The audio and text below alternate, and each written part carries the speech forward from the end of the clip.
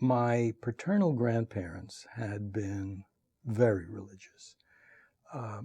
Again, my paternal grandfather, who I have some memory of, but not much, really looked like a biblical patriarch, long white beard, spent what seemed to me most of his life in shul, made a point on Yom Kippur he would go to shul at the beginning of the holiday for Kol Nidra, and he would stay there all night, stay awake, because he said, it's important to fast, and if you're sleeping, you're cheating.